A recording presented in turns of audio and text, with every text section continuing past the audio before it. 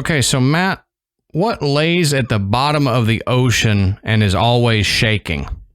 Feel like I should know this. You should. It's a nervous wreck.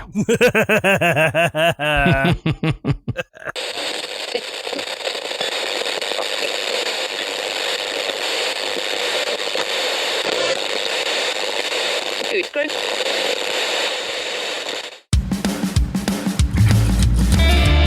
Good evening, everybody, and welcome to the graveyard. Thank you for joining us tonight. My name is Adam. And my name's Matt. Now, pull up a tombstone or settle into your casket and get comfortable because this is Graveyard Tales.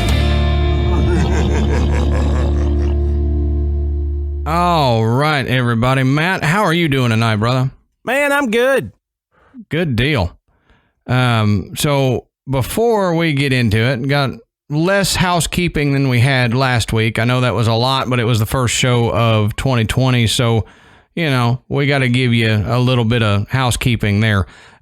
First off, again, we'd like to thank Podbelly Network, podbelly.com. I know some of y'all have talked to me on Twitter, that y'all have checked it out and that it has been great for y'all. So keep doing that. Y'all go check out podbelly.com. Not only will it help you if you're looking into recording audio and what you might need to do that, but also there's a whole lot of other shows on there that you can go listen to. Hillbilly Horror Stories, Just the Worst podcast, Lost Boys of Hannibal, and the Sofa King podcast are all part of it, plus a lot more, and they're growing every day, so go check them out. Another thing is we mentioned that on January 24th, we're going to be doing a live online show for everybody. So let us know what you think about that. Are you interested? Do you think you might join and talk to us? We'll be able to, after we do our show, we'll be able to take calls from you and we can talk about the episode, any questions that you may have at the time. So if you sit there and ask questions while listening to us, I know I do that when I listen to podcasts. I'm like, but wait, what about this? Well, then this is your opportunity to do that and ask us right after the episode or even during the episode. So let us know if you're interested in that. All the details will be coming out real quickly, so you'll have time to get in on that. So, Matt, tell us, what are we talking about tonight, brother?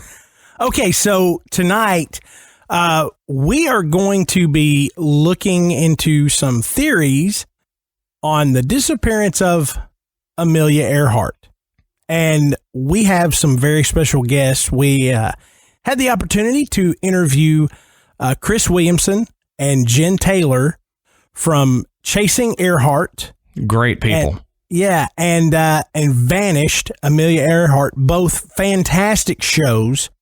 And I think you will be amazed at the amount of work that they have put into this search and the theories.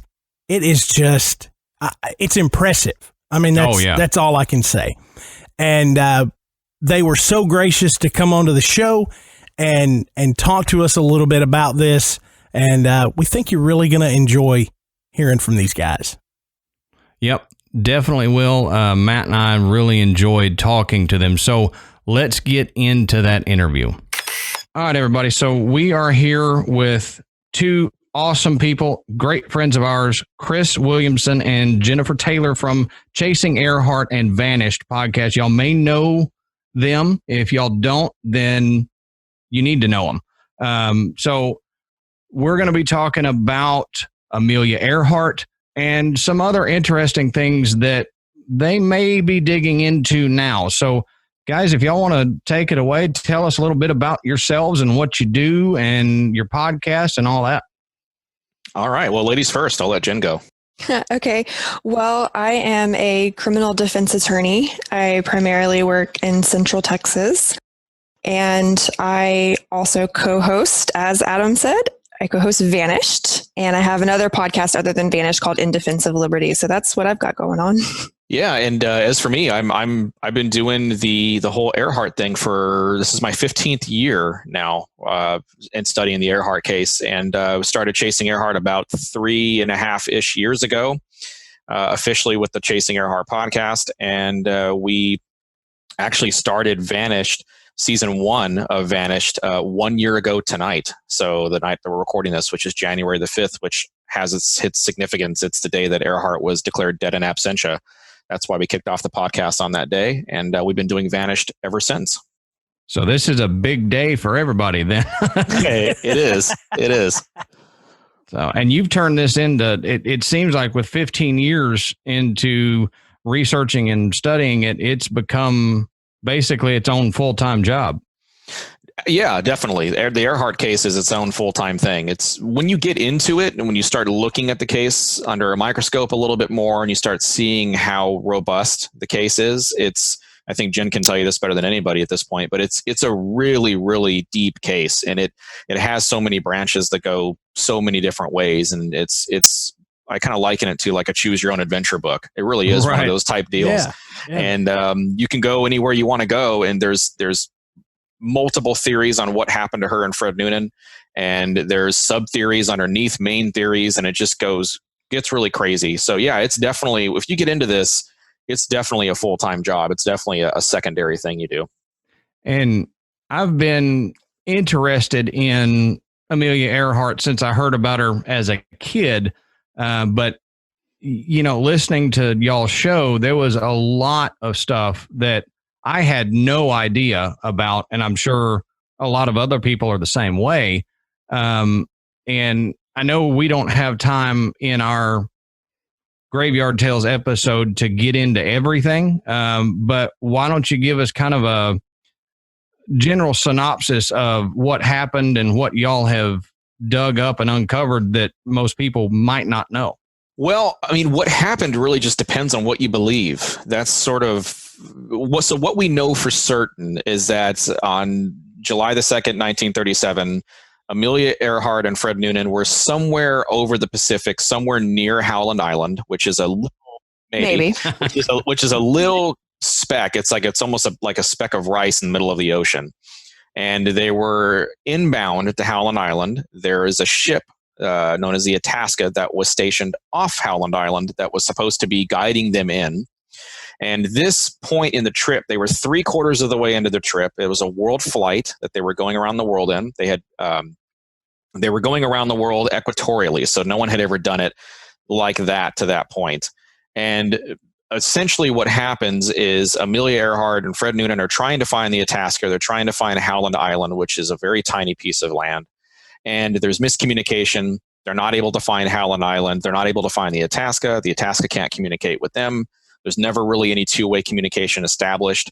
And all of a sudden, Amelia Earhart and Fred Noonan sort of vanish into thin air. There's no wreckage. There's no oil slick. There's nothing that would show that they were ever anywhere near that area other than signal strengths that the Itasca was picking up at the time. Back in the day, they were basing all their signal strengths off of radio communication. There was no GPS or anything like that. So the Itasca was pulling what's known as a signal strength 5, which means they were under approximately about 200-ish miles away from the Itasca, and they just simply vanished off the face of the earth. And to this day, 82 years later, going on 83 years later, this coming year, no one has ever produced a shred of evidence to support any major theory as to what happened to her. All we know is basically what the Itasca logs, which were sort of what Jen kind of talks about as like the last text messages, if it's a modern day case, show. And that's about all we have. We have Earhart's voice talking about saying things like, "We must be on you, but we cannot see you. Gas is running low," and just vanish into thin air. And that's all we've got really at this point. And basically the story kind of branches out from there, depending on what you believe they were doing, where they might have been, who they might have been cahoots with, how deep it must go or may not go, just depending on what you're talking about, what you're looking at. So, Chris, I've Google mapped Howland Island. Yeah. And I'm like, you can compare it to Hawaii and be like, okay, how in the world with the navigational tools that she would have had at the time, how in the world would they have found that? Yeah. And much less landed there. It's amazing to me. But I mean, would they have been able to refuel and do what they need had that been their destination? Yeah, it was their destination. Howland was where they were going to land, and it was going to be a refueling point. And it was certainly the most challenging leg of the flight. They had gone, as I said, 3/4 of the way around the world. From there, it was going to be from Howland to Honolulu. So they were almost there. That sort of adds really to the tragedy in the whole thing, is they were almost home. It wasn't that far away. Right. And it would have certainly been a refueling point. The Itasca would have been able to get them back up and running. They were really tapering in on fuel. Fuel itself is a massive, and again, Jen can talk to this, it's a massive aspect of the case. People disagree vehemently on how much gas is running low meant when she said that. So when she said, gas is running low, typically when you're driving down the street or driving down a highway and you're looking at, your fuel and maybe your gas is running low, you're thinking you're maybe at a quarter tank or maybe a little over a quarter tank, so you need to stop and get some gas. We don't know if gas is running low meant she was, getting there, quarter tank, quarter of her fuel left maybe. Yeah, it was time to start paying attention to it. Right, exactly. Or is this almost like a mayday? Yeah. Right. We don't know. Yeah, we don't. I mean, and people will vehemently disagree with, well, this is how much fuel she took off with from Ley, New Guinea. This is how much fuel she had on board. This is how much fuel the Itasca could have actually carried. Not the Itasca, the Electra could have actually carried. There's all kinds of debate. Jen's really gotten into that with a lot of the folks that are arguing varying theories over the course of season 1 here. So yeah, it's very, very difficult. It's kind of like the difference between when I go get gas and when Ashley goes and gets gas. Like if we're on a road trip, I'm like, okay, at just under half a tank, I'm like, okay, we need to start looking for a gas station, figure out where one is, go get gas by a quarter of a tank. And she's like, oh, light came on. Maybe we need to figure out where there's gas. Yeah, definitely. That's how I do it. Yeah. That's what the light's for. Oh, I didn't get gas. Right. Definitely. Yeah. So we don't know. That's one of the major discrepancies in these theories and what people have been arguing for, over 8 decades now. So you said Jen got into that quite a bit with people. Jen, have you uncovered anything in your arguments with people? Well, yes and no, actually, because we have a Facebook group that is full of a lot of pretty intelligent armchair detectives.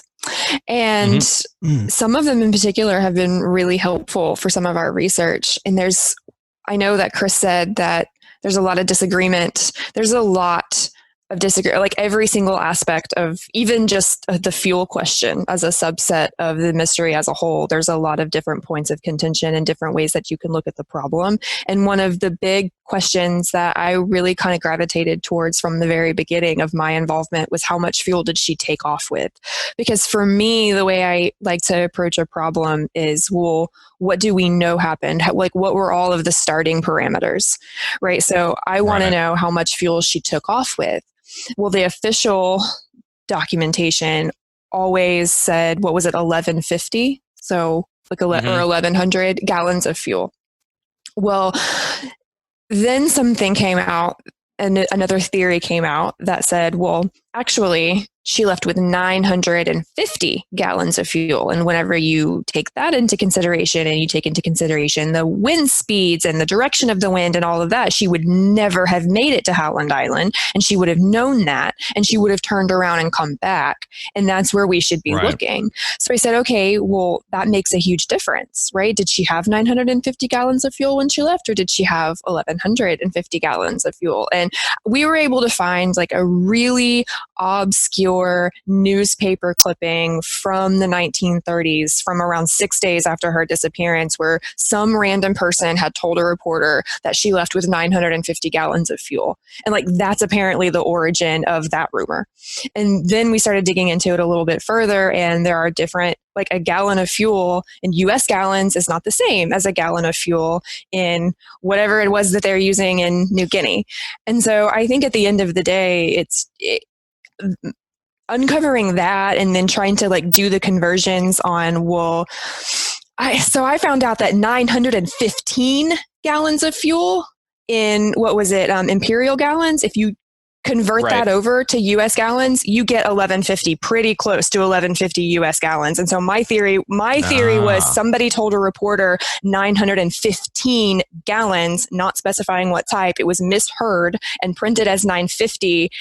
And then that's where that rumor got started. That's my theory. That's what I uncovered with that. So I was pretty proud of that. I don't know if I'm right, but that's what I think happened. That's a pretty good one, though. I mean, I would buy that. Yeah, that's putting a lot of things together that I don't think many people would have, because you've got to do the conversions, and my brain would give up after a while trying to convert from imperial gallons into I'm like, let's just all use the same thing. It's easier. But like you said, that would make a huge difference in where to look for, because would it be around Howland or would it be on the way back? Right. And then you would, if there was a crash in the middle of the ocean, then you would have to take into consideration current and stuff to look for her, which would differ depending on which way she was going. So that is a big point to that, is how far would she have gotten on her gas?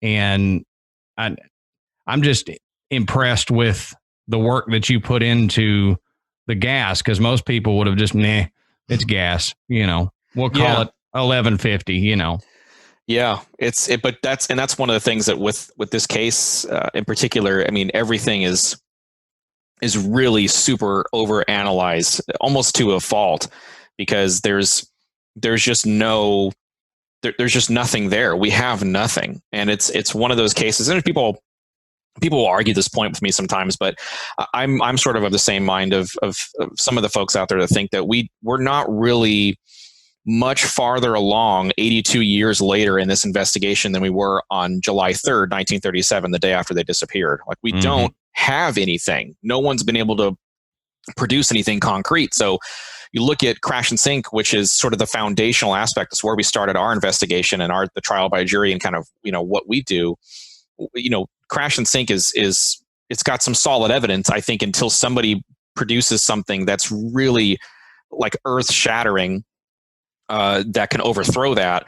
I think you have to look at that as sort of the foundational, aspect of what happened. It's the official explanation of the United States government. When you look at that, it seems like an open and shut case, but they've never been able to produce a plane.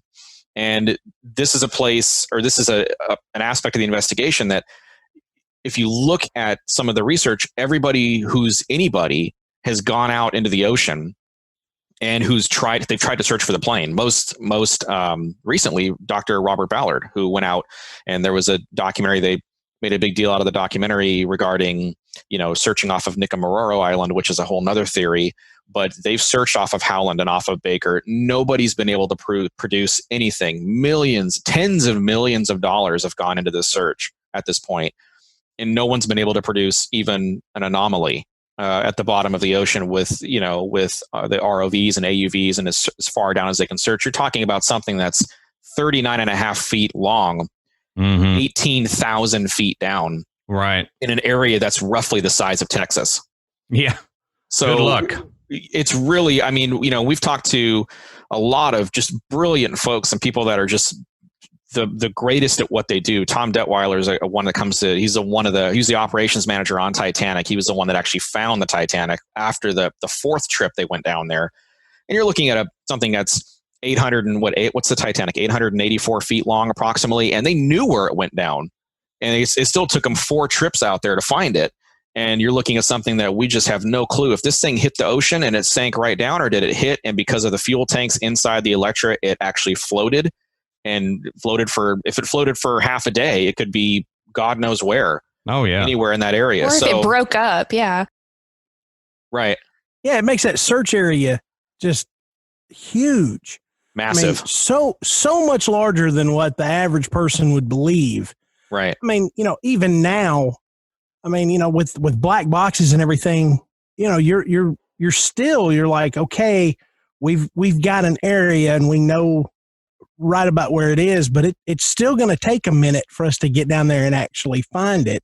Yeah. And you think about, trying to find a plane then, it's even harder, especially, with all of those variables that you have to take into consideration. Yeah. And they're looking at, they're trying to locate this plane, by searching over land and sea, by planes and by aircraft carriers. And this is something that was taking place in the middle of the Great Depression. So they're spending roughly $150,000 a day, 1937 money trying to find her. Oh, yeah. And, it's one of those situations where at this point, tens of millions, I wouldn't be surprised if, almost $100 million has been between all the theories have been put in trying to find her, and people are just latch onto this case and just will not give up because of who she was and because of who Noonan was, and just because of how important they both were. So it's a case that just swallows you whole. It's not unlike the Lincoln case or the Kennedy case or Oak Island. People that get obsessed over that. Oak Island. Exactly. It's not unlike that, but this one happens to have a figure at the head of it that is still today considered America's sweetheart to this day. Right. So, it's one of those cases that's just people really want to know, and it gets aggressive at times. Well, Chris and Jen, if you will, for our listeners, kind of touch on some of the wildest theories that you guys have uncovered as to what may have happened or where she might be, or, I know there's a lot that we can't cover, but maybe some of your favorites or some of the most interesting as to the events leading up to the flight, as to, why she went down. Cause I know I've heard a ton. I know Adam has too. There's no shortage. I will let Jen go first. Well, the wildest and my favorite, I guess, are going to be two different theories, at the risk of you guys getting tons of emails, because what I'm about to say is probably going to make a bunch of people mad. But I think... Oh, shit. We don't care. I think that Great. I'll send them all to Matt. It's fine. Yeah, because I don't read them. There you go. Great. Well, I think that the craziest theory is the Nikamororo theory, because I personally don't think there's any way that she went to Nikamororo. I just don't, I've looked at it. I've probably spent more time on that theory than any other theory. And I just don't think there's any way. There's just no way. And people will spend millions of dollars. That's where Robert Ballard went. And Robert Ballard didn't find anything. And when you ask everybody that still believes in that theory, well, what about the fact that Robert Ballard didn't find anything? They still won't let it go. And so that's what I guess is the most mind-boggling to me about the whole thing, is that psychology of no, you're too quick to throw something out the window. We don't have enough evidence yet. And it's like, no, we have mountains of evidence that you're wrong. Can we please just move on to something else? Yeah, I can't believe she went there on you guys.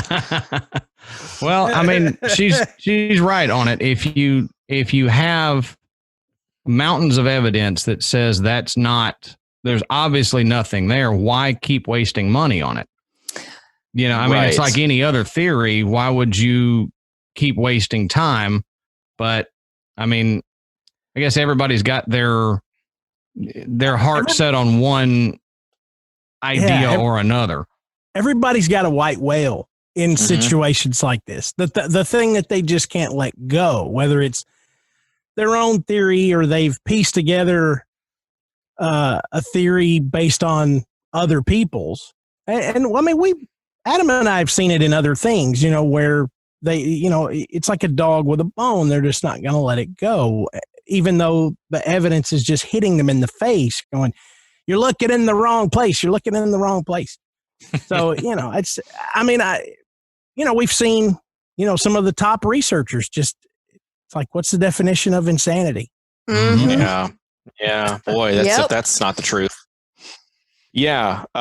So I agree with Jennifer in that aspect of it. I mean, I have a different look, sort of, but I've kind of got the same conclusion. I mean, they've searched that island. Nicaragua was formerly known as Gardner Island for going on 40 years now. They've gone out 13 expeditions, including this most current one with Dr. Ballard, who went out there with the Nautilus, and they that's a third party. That's not someone that's necessarily believes in that theory or anything like that. And they've pretty much wiped that island dry. I mean, that they have searched in that island or on that island for so long, and off the shores of that island.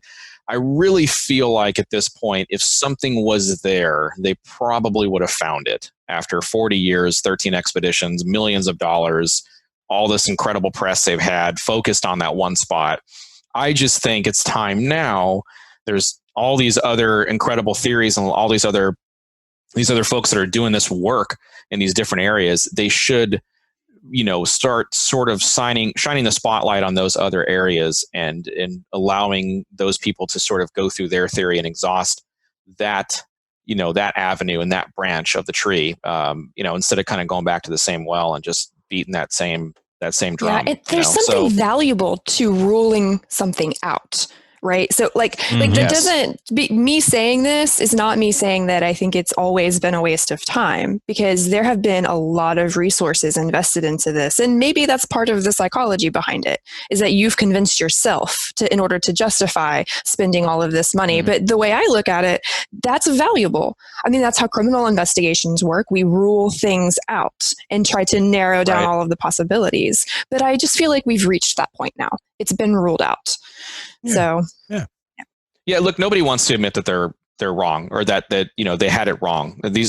Almost every one of these theories they've been investigating for 3-4 decades. So I mean, if you're investigating something for that long, and let's say you're investigating Nicaragua or Japanese capture, and tomorrow they pull the plane out of the water and off the shores of Howland, it's going to be a bitter pill to swallow for you, because you basically, it's not a waste of your life, but you really kind of went in the wrong direction and you were just incorrect in your theory. And it's not something that a lot of these people that are involved in this have really, massive egos, and they just really believe they know that they're right, and all these other ones are wrong. And there's just so much, this case has so much anger in it. It's got so much bitterness in this case. It really does. It sort of festers, and people have just kind of gotten these terrible arguments, and it's just gotten really personal and everything over the years. And it shouldn't be that way. History shouldn't be that way, but it sort of is. And it's one of those situations where just everybody wants that "I told you so" moment. Hey, we were right all along, and you guys were wrong. And it's just, it's unfortunate that has sort of trumped, solving the mystery and bringing these two people home, and sort of finishing their stories on an official level, and so now we're just left with a mystery. We're left with this really hollow, mystery that we have, that it just gets, the hole gets deeper and deeper, and it just doesn't go anywhere. Okay. What other than the fact that the plane crashed? Yeah. What other theories are out there that, that maybe something else happened? Oh, so my favorite theory, and I'm probably going to get reamed by Jen over this, is go ahead. I know where you're about to go. It's the most current. Yeah, it's the most current theory that we did. It was actually the final one that we did, and I'll tell you what it is. And before I get crucified, I will explain to you why I believe it should be looked at. So I was actually going to ask you about this. So I'm glad they know what you're talking about. This is where I was going. Yeah, I'm glad it came up in another way than a direct. Yeah. This is known as the Irene Bolam theory, and so this is like the 10,000 foot view of this theory is very crazy when you hear it. But essentially, the Irene Bolam theory sort of runs parallel to Japanese capture. So the idea for Japanese capture is that she was captured by the Japanese. She was imprisoned in Saipan, in Garapan prison, or somewhere else, depending on where, what road you walk down.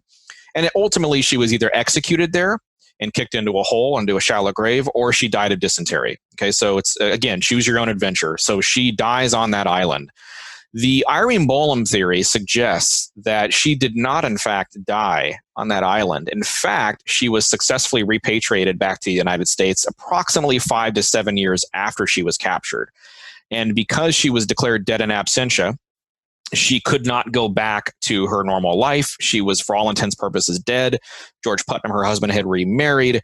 Everybody had moved on. So what they did is, in order to get her back, with the help of Jackie Cochran, who was a dear friend of hers, who later went on to form the WASP and was very, very instrumental in her own right in women in aviation and all that good stuff, they repatriated her back, and she actually assumed the identity of a woman that lived in New Jersey by the name of Irene Bolam. And this was a woman that actually also had a very interesting and sort of shady past of her own. She was an aviator. She did know Amelia Earhart. At least at one point they had met a couple of times, 1 or 2 times. There's even actually a couple of photos, I think, floating around of them together in the photos. And she took on this identity, and she lived for the rest of her life. And she passed away in 1982, which happens to be the year that I was born. So she actually lived really very similar to one of the other cases that we're going to be getting into here shortly. She actually did not die. She, in fact, lived. And so that is my favorite theory. I think I'm a little biased because I don't want...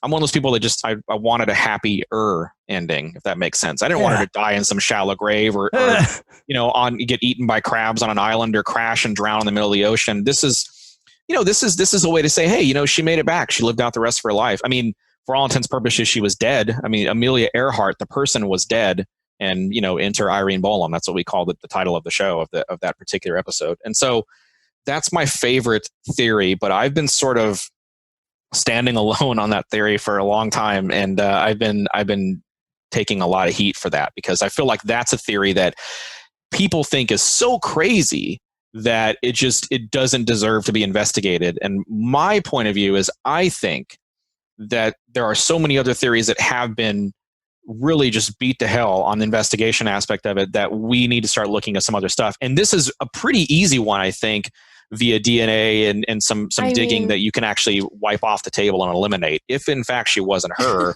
or if in fact this woman, Irene Bolam, wasn't in the know, or wasn't in a very small circle that actually knew Earhart and knew what was happening to Earhart, you can eliminate that pretty easy.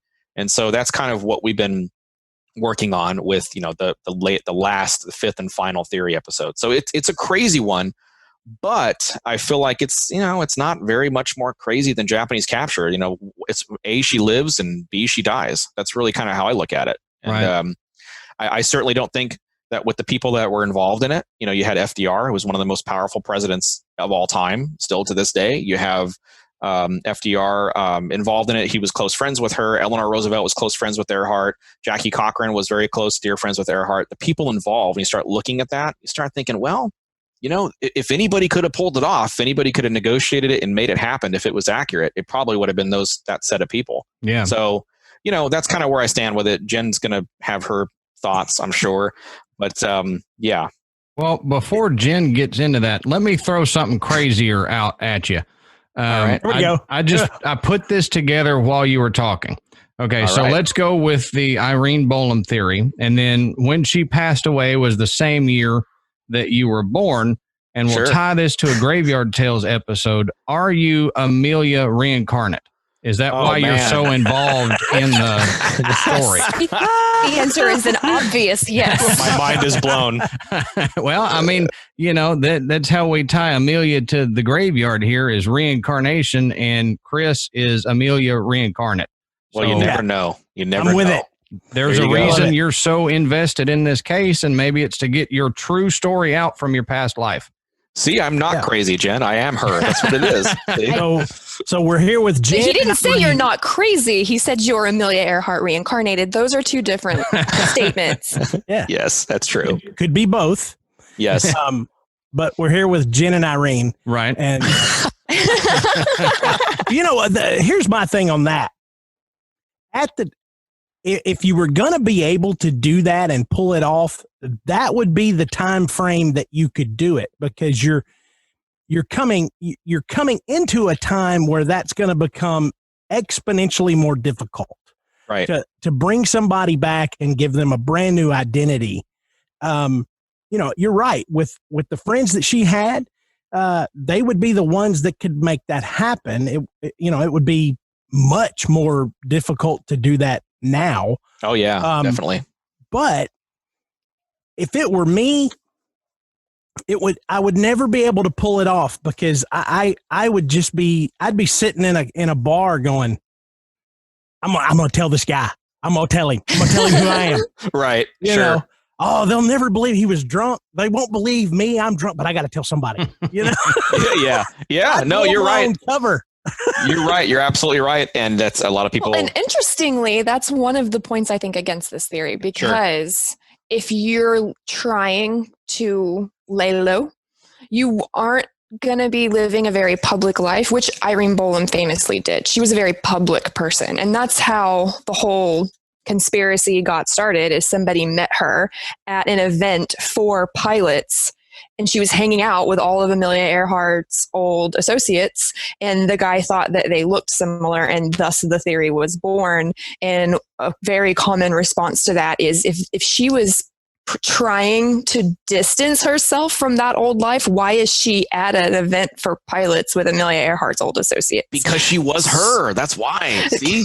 That's if why. you were See? Amelia and used to the publicity and the fame and stuff, it might be difficult to fully remove yourself from it. So you might think, well, I can kind of sneak in and nobody will really know because I'm supposed to be dead. So, maybe I can get away with it. Well, I mean, that was, and Irene was very cryptic, as she would publicly denounce that she was Earhart. Very famously, if you've ever watched the In Search of with Leonard Nimoy, and I think you can YouTube the entirety of the whole episode of the Earhart piece. She holds the book that came out, the Amelia Earhart Lives, upside down, reverse crucifixion style, stomps on it in this meeting, and just this real public display of just hatred for this idea that she was her. But she was very cryptic privately. For instance, well, I'll give you a quick concrete example. So one of the things that we just came in contact with prior to the Irene Bolam piece, and it was a bunch of audio tapes, and there's a gentleman by the name of Bob Myers who was really close friends with Amelia Earhart when he was a kid. So he was like 15 years old when he actually met Earhart, and she sort of took a liking to him.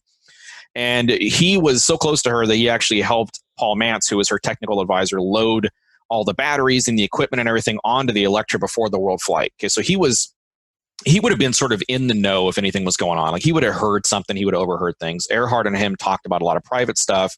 She just sort of took a liking to him. Well, after she disappears, he, obviously goes on this mission. He wants to try to find out what happened to his friend, because he really cared a lot about Amelia and thought she was a great person, and they had struck up this really great friendship. Well, what's really interesting about that is when Bolam surfaces, and before she blows up and becomes the subject of the Earhart case, Bob Myers gets a letter in the mail from this person, this woman who happens to be Irene Bolam. So this woman, who wasn't quote unquote Earhart, contacted Bob Myers, who was really close friends with Earhart, out of the blue, after she disappeared, supposedly years after she would have come back. So if she's taken back, they don't know the exact year, but they say 5 to 7 years after 1937. So you're looking at 1942, 1944, something like that. She comes back, and she actually contacts this guy, who's a little bit older now, obviously, this young kid, with this letter, and reestablishes a friendship with him. Who, that stuff like that really kind of blows my mind, because how would she have done that? Why would she have done that? This is someone that wasn't a public friendship or anything like that. So this woman contacted this kid, and they struck up a friendship again, and it just came out of the blue. And that could only happen, in my eyes, if she previously knew him somehow. And so you have a couple of dozen little pieces of like juicy information like that just add up. A lot of the Zonta, a lot of the people that Earhart knew before she disappeared, knew that she was Bolam, that Bolam and her were one and the same, because she would say little cryptic things. They would ask her about her, about flying and things, and she would say, no, that was another life. Things like that. Just really weird things that just don't add up. So maybe I took it hook, line, and sinker. Maybe I'm just kind of one of those people that falls for that kind of stuff. And maybe I just want to believe that she survived and lived out her life. But I think all that stuff adds up to something weird. And I definitely want to investigate it. So that's kind of where I stand on it. Yeah, there are a lot of weird coincidences in that line. If you go down that line, a lot of stuff that seems to be more than just a coincidence. Yeah. Once you have so many coincidences, it kind of isn't coincidence anymore. Yeah. Well, if true, right? If that's all true, then Sure. that is a lot of weird coincidences. I think the problem with this theory for me is that most of what he just told you is, well, he said this and she said this and I heard this, who heard that from this person. And it's all very wispy and rumor. And I've had a really hard time like locking down, like, okay, can we actually verify that any of that happened? Listen, so that's kind of... Okay. Yeah, but she's right. She's absolutely right. And that's I think that's one of the things that she's been kind of, I don't want to say frustrated with, but just, as someone that's kind of come in, kind of not knowing about the case previously, she's, her position is to sort of poke holes in everything I'm saying and doing, Right, which yeah. She's also a lawyer, so right. That helps with the needing facts and poking holes and stuff. I wouldn't want to argue with her. I'll tell you that. Well, that's an interesting statement in and of itself, because there's a lot of behind the scenes drama. I wouldn't want to be crossed by her either. And we've had a lot of people that when they find that statement, or when they find that out, suddenly they'd stop returning our emails. Yeah, right.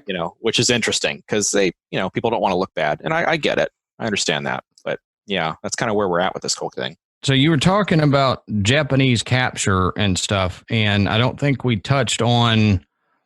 There's a theory that I've always found interesting. The reason that she was flying over certain areas, that she was spying for FDR, and that's essentially it. I mean, that was the whole idea, is that they needed to get, so the U.S. needed to get sort of a better understanding of the materialization of what was in the Marshall Islands at the time. They didn't really, it was kind of like a question mark. They didn't really have a whole lot of knowledge on that area. And I think the U.S., and this is speculation, I mean, a lot of people believe this, but I think, we sort of knew that we were going to go to war with Japan. I think it was just a matter of when. And I think FDR, people in close to the president, people in the White House probably knew that. And they didn't have a good, they didn't have a good reason for getting over there for any reason that would make sense. And they had this world flight, that this celebrity who was, when she disappeared, she was probably the most famous person even on the planet. So it's one of those situations where it's like they needed a reason to get over there, and they sort of created one because they knew that she had the ability to fly around the world. She had the state-of-the-art aircraft, and they were going to be flying, in and around that area. And they asked her to do a favor, and she was close with Eleanor, really close. She was close with FDR, so she essentially did a favor. But even that is argued back and forth. Did she willingly do it? Sure. Was she doing it for reasons other than what anyone's ever explained? Things like that. So yeah, the idea was that we need to get over there. We need to take some images.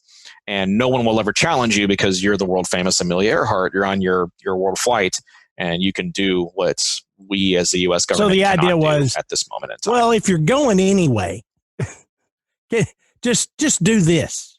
Right. Sure. Yeah.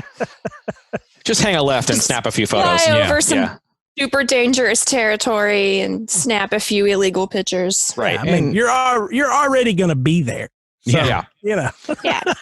Exactly right. Yeah, that's it. I mean, that's really it in a nutshell. And just didn't work out, obviously. And it was a very terrible. That's, none of these outcomes are pleasant for her and Noonan, but that one specifically is terrible if you get into it and you start thinking about what might have happened to them and what might have happened to her ultimately and him ultimately. It's pretty god awful. And that's, that's not out of the realm of possibility for the U.S. government, because we know it's not a secret that they have used high, I guess, stars of the day to carry out spy missions for them or bring something back from a country that they shouldn't be bringing it back from and stuff like that. So it's not out of the realm of possibility. It's, like you said, not a good one to think about. Yeah, not at all. It's pretty awful when you she's either dying alone in a jail cell, dying of dysentery, which is is not pleasant, or she's getting executed and kicked into a shallow grave. There's even been reports of her getting her head cut off. It's really terrible, and it's a lot of the people, and I absolutely agree with this 100%.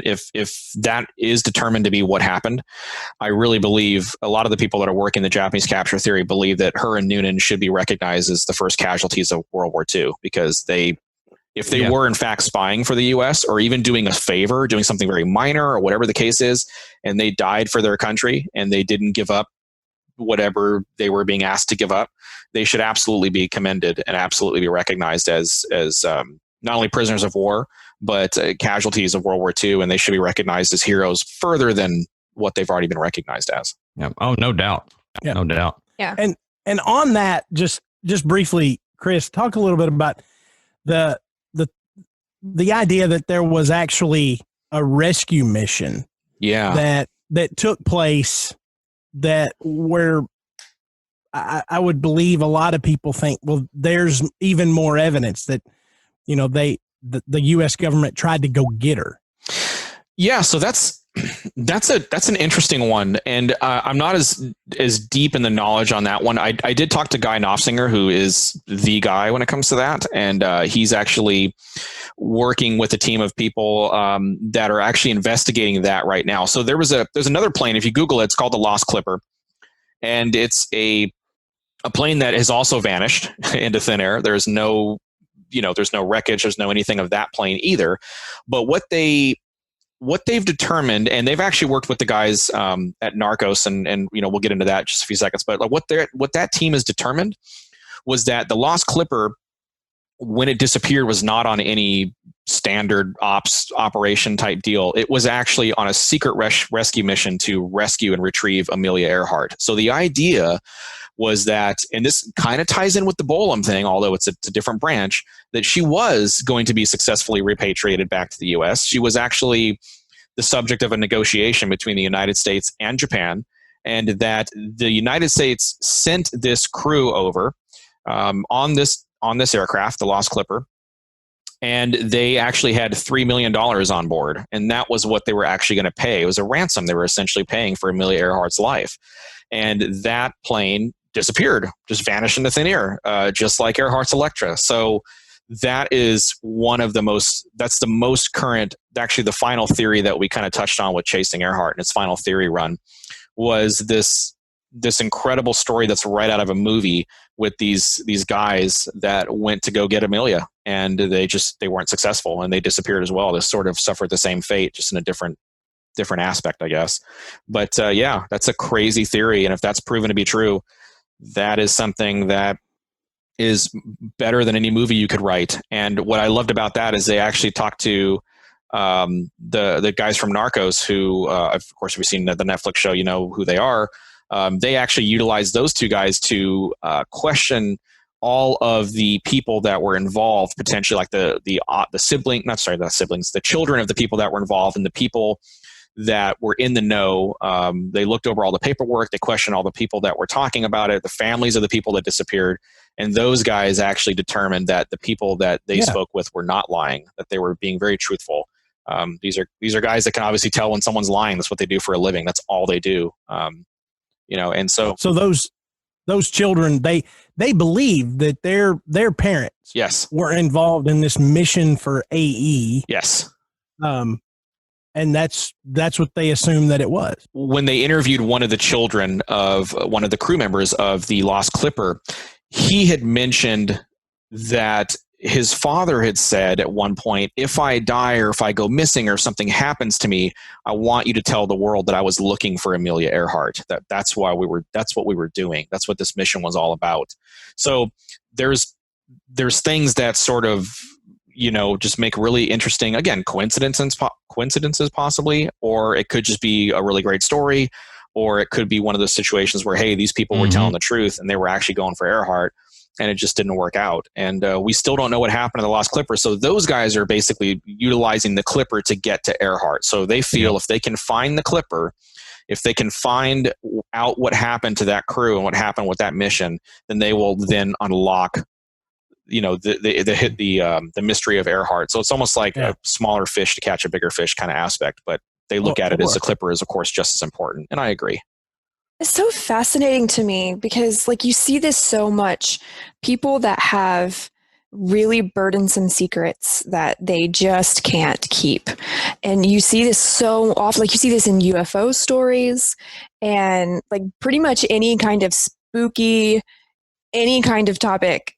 Eventually you will see that over and over again. People that are in the know, they know things, they've been threatened with their lives or for whatever reason they have to keep a secret, but they never do. There's always someone that they tell. I like just psychologically, I love that aspect of these stories. It just keeps coming back up. Me too. It's like sharing the weight with somebody. You can't carry that around yourself for, I don't know, 30, 40 years or whatever until you die. You feel like some of the weight has been lifted if you share it with at least one person, or you're like Matt and just have to tell everybody. Yeah, that's right. Yeah, no one will believe go to me. a bar and No one will believe me. Maybe that's the idea. That's some of these people think, oh, no one will ever believe this guy because he's, these guys crazy, or they're whatever. And so that's kind of the secret safe with the craziest person in the room. Right. Exactly. And this case, we could obviously go on and on and on, and we have. I mean, it's funny. Jen and I will talk when we're doing the podcast, and I kind of roped her into this. I feel so bad for her sometimes because I feel like I roped her into this thing. I said, she was really, so Jen is really the one that kind of breathed life into this idea for Vanished, the trial by jury aspect. I had this idea a long time ago, and I thought, hey, if we could make this happen, I would want to get someone that really is an attorney involved, so we could find out, stay as close to the rules of law as we can, the rules of evidence, and all this stuff. And she's really educated me a lot on that. But it's one of those aspects that I always felt really bad for her because we would go into these shows and she would cross-examine these people. And I kid you not, her interviews were 2.5 hours long alone, and we'd keep it and we'd have some the Nicomaroro theory for one, we did 2 parts. It was over 8.5 hours long, I think, or something between both parts. So, your average documentary is a couple hours long, and we're doing 8.5 hours on one theory out of 5 that we decided to present. And it's just insane. And but that's, and we could go longer. I mean, there's a lot more to it than just that. But I think we try to do the best we can to just sort of do the deepest dive possible. And I remember, well, if your witnesses weren't so contentious, it would not have taken 2.5 hours. Well, that's true. And I think if you listen to it, you'll see that she gets into it with certain people, and she really does kind of, make you question whether or not these people are kind of just drinking the Kool-Aid, or they're actually, giving you hardcore evidence. And like I said, there's a lot of people that once they found out they were going to be cross-examined and we weren't just going to sort of buy their story, we never heard back from them again. And it's pretty sad because there were a handful of people that we really wanted to have on the show be cross-examined by Jen that she never got the opportunity to. But I think that's a credit to her.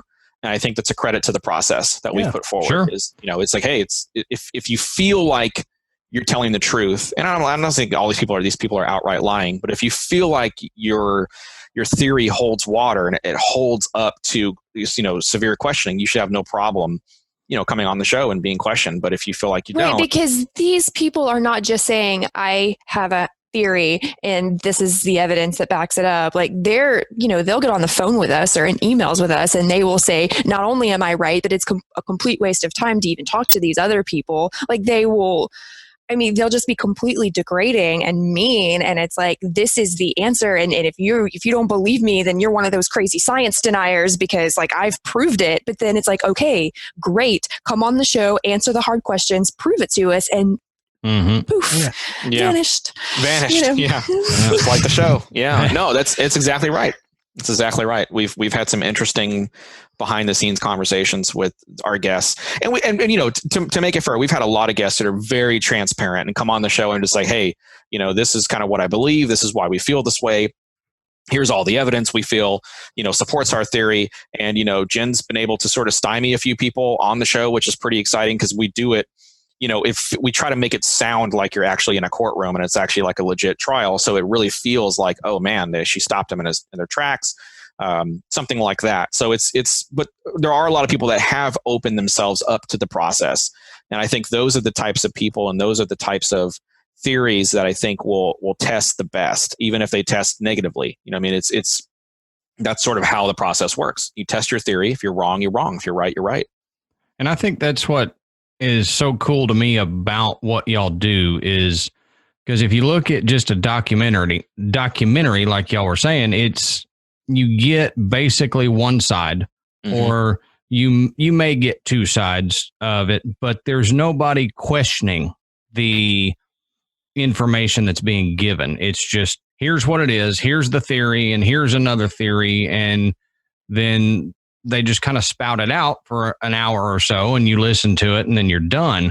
But the ability to question and, dig deeper and see if you can catch them in a lie or something like that, or something that they believed was true, not saying that these people are intentionally lying, right? But that they feel that they are absolutely right. And then you're able to stop them and they go, oh, wait, crap. Maybe I'm not, that is to me, what's so cool about what y'all do is you get that interaction and you can see the full process of finding the information. Yeah. Well, and I think that's really a credit to Jen, to be honest with you. She's been amazing on the show, and without her to make this crazy idea that I had to bring this 82-year-old case into modern day trial, to see kind of how would that work, we wouldn't have been able to. I think we're pretty successful at making it happen. It's a very long-winded show. It's a very deep dive, and I think the format's going to change. We've talked about that a lot as far as like how long the shows are going to go. But I think this case was just, I was already in it when I sort of roped her into it, and then we just had to let it play itself out. And then we had like a schedule and we had to get episodes out, and we didn't really have a lot of time to fine tune what the rules were going to be. And we're working on that though. Yeah. Season 2 will be a lot more fine tuned and it'll be a lot more streamlined, I think. And as we get into some of these other cases, I think it'll be a lot easier for us to work on. Earhart was the sort of the granddaddy of them all, to be honest with you. It's like the biggest mystery case ever, in my opinion. So, right. Yeah. That's because you're Irene. So right. Sure. Right. So yeah. Since Irene, let's talk about I love it. You were mentioning the next season. Can you give us some little teasers here about what else you guys will be looking into and what we get to look forward to hearing about?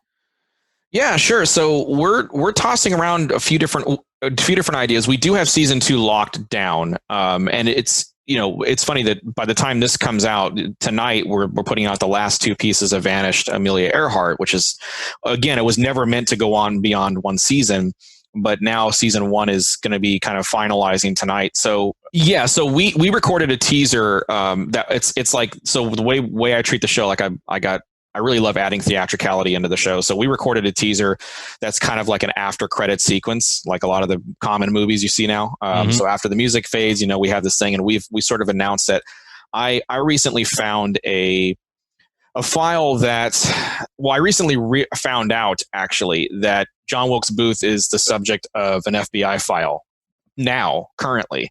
Which is surprising because, and as I told Jen, like the FBI didn't come into existence until 5-6 decades after Booth shot Lincoln. So in 2020, what could possibly be in a file that's compiled on Booth?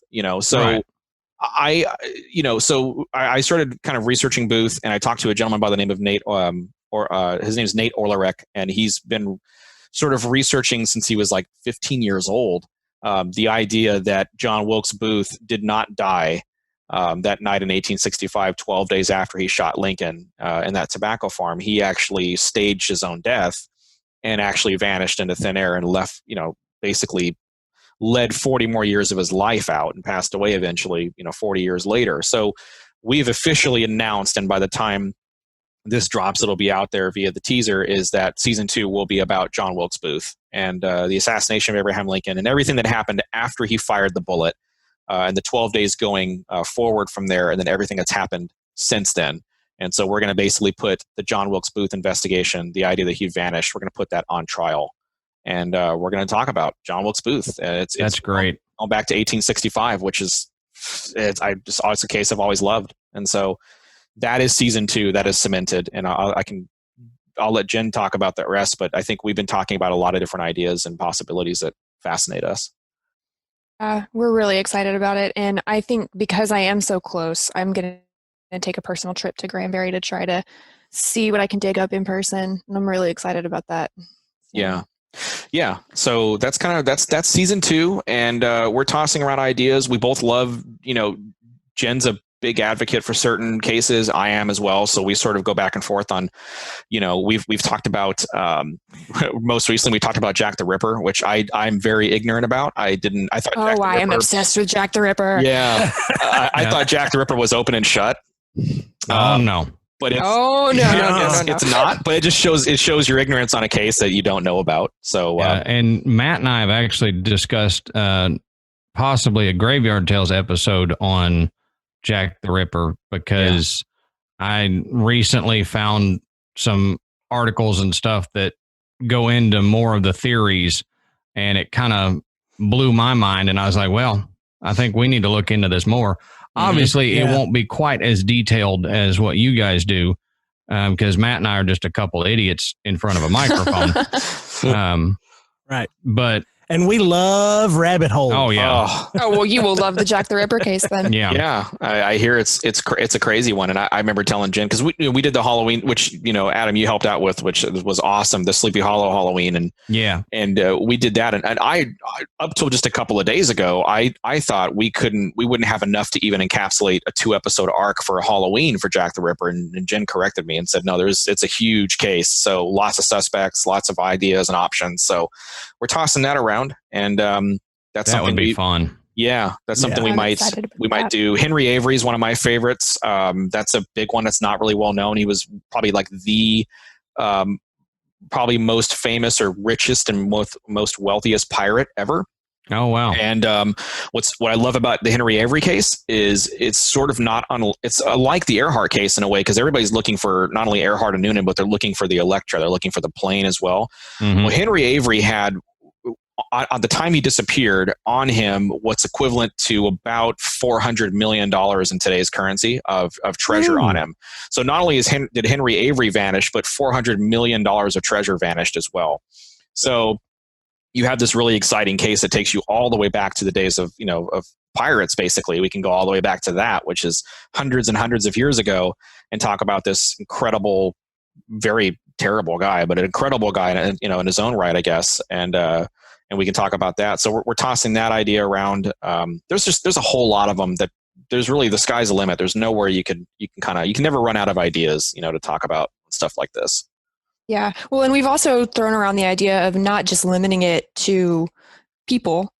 We talked about doing like the Holy Grail and the Spirit of Destiny. We talked about, and I know that there's not every case is going to have enough material for an 8 to 10 episode deep dive. And so we've even thrown around the possibility of doing, maybe in between seasons, we can do some one shots. One of my favorite cases is, what is it called? The USS Cyclops that disappeared in the Bermuda Triangle. Yeah. So I think that's a really, really cool one that maybe we'll do one day. Yeah. Yeah. There's the CSS David. We're talking about that as another one that's kind of very similar to, that's a really crazy one. And that's right there in South Carolina. It's in the United States. It's under a current suburb area of South Carolina. They're saying that's where it's actually buried. They just basically covered over it and cemented over it. And so there's a lot of crazy. If you need help digging, give me a call. Matt and I'll go out to South Carolina and dig with you. Hell yeah. Yes. Actually, I got that on recording. So no going back now. Good luck getting Adam to get to South Carolina and dig. There you go. He keeps moving westward. So yeah, that may be too far east. If you got something in Texas, all that. Oh, God knows there's a lot in Texas. There's a lot in Texas. Yeah. So yeah. I mean, it's been a blast. It's been a lot of fun, and I never intended it to get to this point. I thought it was just going to be a limited series on Earhart, and here we are. It's 16 episodes later after tonight. And it just keeps going, and it's pretty incredible. And that's really a credit to her, really, to be honest with you. Isn't it funny how that happens? Yeah. Yeah. You start this little thing, and then, 2-3 years later, you're like, whoa, what, what happened? Yeah. I think my wife's probably about ready. And I remember just talking to her earlier today and saying, this is the last 2 episodes we're going to put out on Earhart ever. And she was just like, wow, that's pretty, that's a pretty big moment. And it's like, yeah, it really is. Cause the original Chasing Earhart podcast, we put out 80 episodes on one case, on one person, and one life. And it's I don't know if there's ever been a show that's ever done 80 episodes on one person or one case. I can't think of another podcaster who relocated his entire family for a podcast. That's impressive. It's impressive that your wife followed you voluntarily. Right. That's the impressive part. I'm the crazy part. She's the impressive part. Yeah. Agreed. 100%. Yeah. We went full tilt into this thing, and it's sort of bittersweet. Tonight is a bittersweet night for me. So it's this is it. Tonight we released the last 2, and I walk away potentially forever. So I feel good with the decision, and I feel good with the future of what Vanish is going to do, and I'm so blessed and grateful to have Jen with me, and she was only ever going to do one episode of the show. She was going to guest on one episode, and people loved her, so she came back, and now she's the co-host. So it is pretty crazy how stuff works out, how things kind of walk a certain way. Yeah, and I know as a fan of Chasing Earhart and everything that y'all do, it is kind of a sad day to see the end of it, but something tells me there'll be something that comes up that'll bring y'all back into the fray, that will start that up again. Maybe not this year, but there'll be something that is uncovered that you just can't let go. And you'll have to get back on. So I don't see it as an end. I see it as a pause for you guys. Yeah. Yeah. I see, a couple of years down the line, Chris's wife seeing a Google story on something new about Earhart and going, oh, here we go again. Yeah. Right. Yeah. Keep me off the internet if that's going to be the case. Cause I'll deleting search history and stuff just so he doesn't find it. Yep. That's probably what's going to happen. No, you guys that's an excellent point. Yeah, it's very possible that, I feel that the case is in great hands. I'm very optimistic of what could potentially happen in the next year. You have several active investigations going on for this case. So I think someone's going to crack it. Maybe multiple people. Maybe it's a cross theory thing. That's certainly possible. Yeah. There's a lot of things going on. A lot of wonderful people that are working the case, much smarter than I'll ever be. And I think it's in great hands. And I think, I'm just a fan. I hope somebody ends this. I don't care who it is, as long as it gets ended. And they, I think they belong to history now, her and Noonan. And so they belong to all of us. And I believe it should get solved, and hopefully it will get solved. Yeah. And I think it will. It may not be anytime soon, but I think there's enough people invested in it that have the resources and the money that it will be resolved and we'll have a conclusion.